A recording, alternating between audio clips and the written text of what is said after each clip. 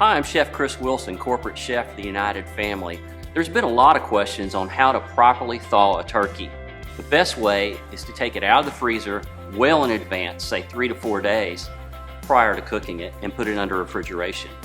I give 24 hours of thaw time to every 5 pounds of turkey.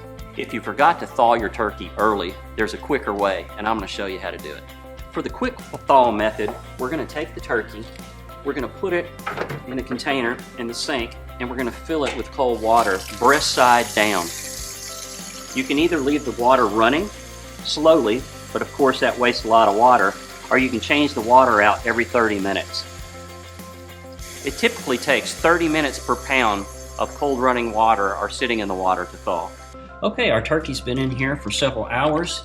As you can see, it's starting to have a little give to it, and I think it's thawed.